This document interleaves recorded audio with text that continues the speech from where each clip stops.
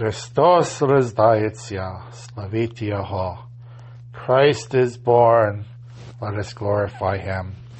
Father Basil again, doing another podcast. Hope everyone's doing well and having a beautiful Christmas holiday so far. So I'm taking a couple of days of rest, and then I will eventually go back to work, of course, on the weekend, and then take another week off after that. So we're continuing the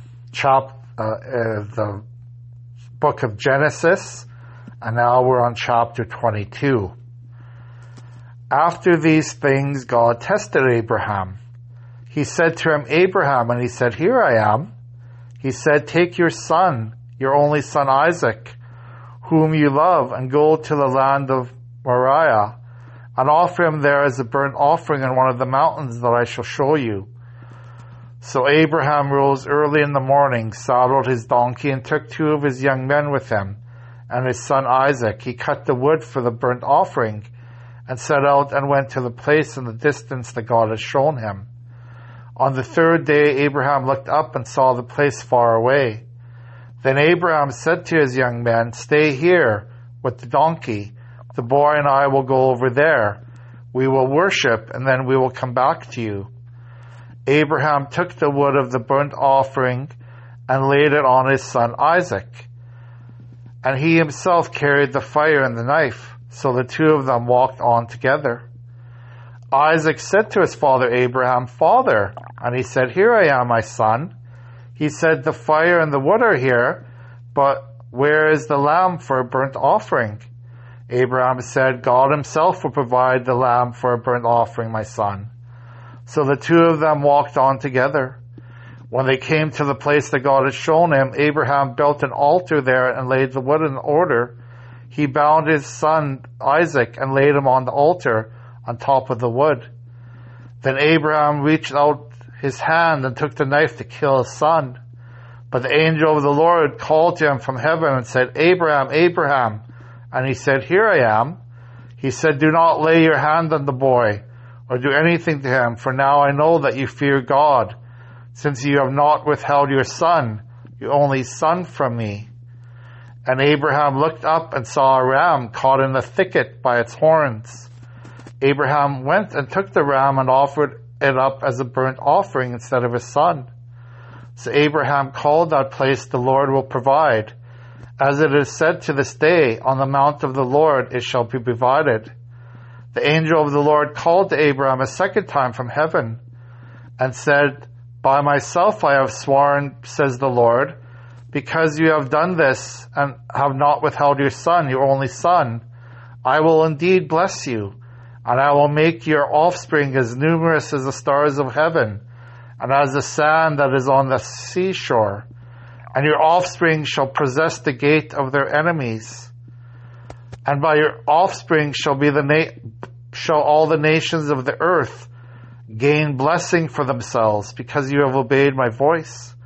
So Abraham returned to his young men, and they arose and went together to Beersheba. And Abraham lived at Beersheba. Now after these things there was told Abraham, Milcah also has borne children to your brother Nahor. Uz the firstborn, Buz his brother, Kemuel the father of Aram, Chized, Hazel, Pildash, Jidlaph, and Bethuel. Bethuel became the father of Rebekah. These 8 Milcah bore to Nahor, Abraham's brother. Moreover, his concubine, whose name was Reumah, bore Tibah, Gaham, Tahash, and Maachah. Wow. So that was quite the story. Abraham offering his son Isaac to sacrifice.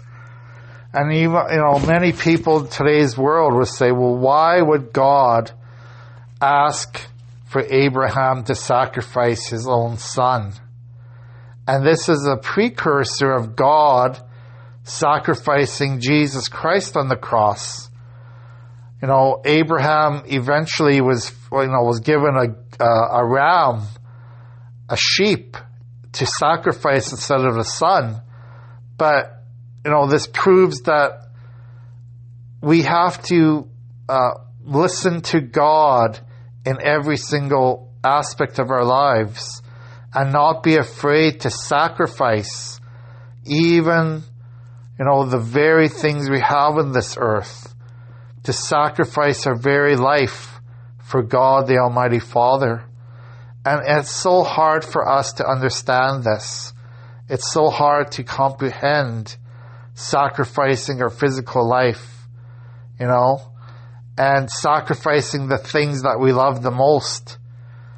In the Gospels, Jesus said, all those who have given up, their family members, their possessions, everything of this world, whoever gives up all the possessions of this world and follows Jesus will have life eternal, will have everlasting life.